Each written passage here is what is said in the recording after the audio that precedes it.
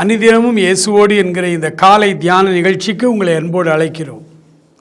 இன்றைக்கு பெரும்பாலான மக்களுடைய உள்ளத்தில் ஒரு ஆசை, எந்த பிரச்சனையும் எனக்கு இருக்கக்கூடாது, எந்த போராட்டமும் எனக்கு இருக்கக்கூடாது, அப்படிப்பட்ட ஒரு அழகிய வாழ்க்கை எனக்கு தாங்கன்னு சொல்லி கேட்குறோம்.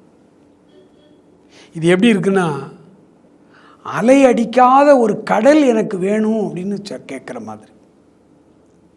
அலையே இல்லாத கடல் அழகாக இருக்காது.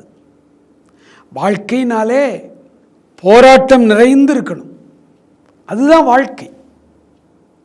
அந்த வாழ்க்கையில் ஆண்டவருக்கு சாட்சியாக நம்ம வாழ ஒப்புக்கொடுக்கணும். இன்றைக்கி ரொம்ப பேர் போராட்டமே இல்லாத ஒரு சுமூகமான வாழ்க்கை வேணும்னு எதிர்பார்க்காங்க. அப்படி ஒரு வாழ்க்கையே கிடையாது. அப்படி ஒரு வாழ்க்கையை ஆண்டவர் சொல்லலை. அதனால் அது கிடைக்கலன்னொடனே அப்படியே அவங்க வெக்ஸ் ஆகி ஆண்டவரை விட்டே பின்வாங்கி போகிறாங்க. எல்லா வாழ்க்கையும் அப்படித்தான் இருக்குது. நான் ஆண்டவருக்காக இவ்வளவு நாள் பணி செய்து, ஆண்டவருக்காக இவ்வளவு நாள் வாழ்ந்து எனக்கு என்ன பிரயோஜனம்? இப்படித்தான் எல்லாருமே கேட்குறாங்க. அதனால் இந்த கடைசி காலத்தில் எப்படி வாழணும்னு பவுல் பிலிப்பியர் 1 அதிகாரத்தில் 29-30 நான் வாசிக்கிறேன். ஏனெனில் கிறிஸ்துவினிடத்தில் விசுவாசிக்கிறதற்கு மாத்திரமல்ல, அவர் நிமித்தமாய் பாடுபடுகிறதற்கும் உங்களுக்கு அருளப்பட்டிருக்கிறது. நீங்கள் என்னிடத்தில் கண்டதும் எனக்கு உண்டென்று இப்பொழுது கேள்விப்படுகிறதுமான போராட்டமே உங்களுக்கும் உண்டு.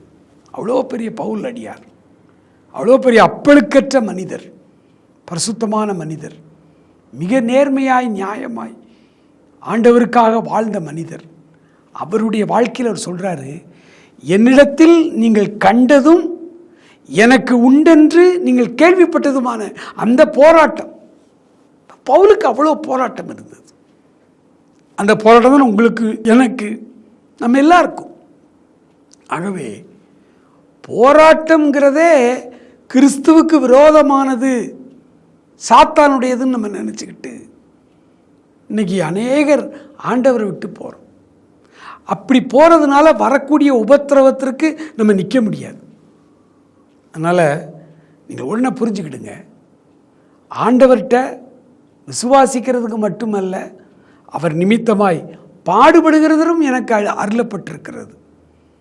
பவுலுக்கே அந்த போராட்டம் உண்டு, அந்த போராட்டம் தான் உங்களுக்கும் உண்டுன்னு சொல்கிறார். ஆகவே அந்த போராட்டத்தை நாம் மகிழ்ச்சியாக ஏற்றுக்கொள்வோம். அந்த போராட்டத்தில் நிலைத்து நிற்போம். நம்முடைய விசுவாசத்தை கொண்டு ஆண்டவர் நம்மை ஆசீர்வதிப்பாராக. ஆமென்.